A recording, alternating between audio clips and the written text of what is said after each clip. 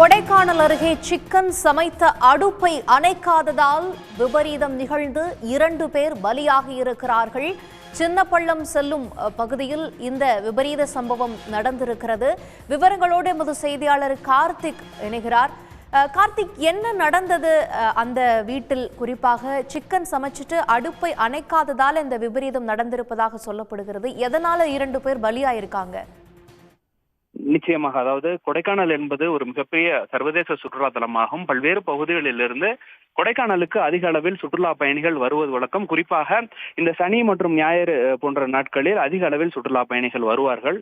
தற்போது நடந்திருக்கக்கூடிய இந்த சம்பவமானது கொடைக்கானலிலிருந்து சின்னப்பள்ளம் செல்லக்கூடிய அந்த பகுதியில் தனியார் விடுதியில் நேற்று திருச்சியை சேர்ந்த ஜெயக்கண்ணன், சிவராஜ், ஆனந்த் பாபு, சங்கர் மற்றும் ஆனந்த் பாபு ஆகிய 4 சுற்றுலா பயணிகள் நண்பர்களாக சேர்ந்து அவர்கள் திருச்சி மற்றும் சென்னை பகுதியிலிருந்து கொடைக்கானலுக்கு வந்திருக்கிறார்கள்.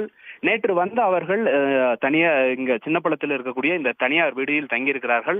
அப்பொழுது அவர்கள் பார்பிக்யூ சிக்கனை அவர்கள் திருச்சியிலிருந்தே கொண்டு வந்திருக்கிறார்கள். மேலும் இந்த பார்பிக்யூ சிக்கன் சமைக்கக்கூடிய அந்த அடுப்பு கறி மற்றும் அடுப்பு உள்ளிட்ட அதுக்கு உண்டான வசதிகளையும் அவர்கள் தங்களுடைய அறையில் வைத்தே சமைத்திருக்கிறார்கள். சமைத்து அவர்கள் இந்த சிக்கனை மட்டும் சாப்பிட்டு விட்டு கொண்டு வந்த அடுப்பு கறியை அணைக்காததால் அறைகள் அனைத்துமே இரவு முழுவதும் மூடப்பட்டிருந்தது. இந்த மூடப்பட்டு இருக்கக்கூடிய அறையில் முழுவதுமாக இந்த புகை மூட்டமானது சூழ்ந்திருப்பதன் காரணமாக இதில் 2 நபர்கள் உயிரிழந்திருப்பதாக தற்போது முதற்கட்ட தகவலானது வெளியாகி இருக்கிறது. மேலும் இது குறித்த இங்க கொடைக்கானல் காவல்துறையினர் அந்த பகுதியில் விசாரணை மேற்கொண்டு வருகிறார்கள்.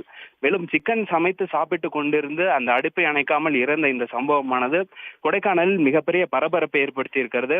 மேலும் இந்த அடுப்பு கரியால் கொடைக்கானலில் பல்வேறு மரணங்கள் நிகழ்ந்திருக்கக்கூடிய நிலையிலும் கூட தற்போது வரை இது குறித்து ஒரு விழிப்புணர்வு முழுமையாக ஏற்படுத்தவில்லை என்ற ஒரு குற்றச்சாட்டும் இருக்கிறது. மேலும் இது குறித்த தற்போது போலீசார் அந்த பகுதியில் விசாரணை மேற்கொண்டு வருகிறார்கள். சன் நியூஸ் வாட்ஸ்அப் சேனலை ஃபாலோ செய்யுங்கள். QR கோடை ஸ்கேன் செய்து சன் நியூஸோடு இணைந்திருங்கள்.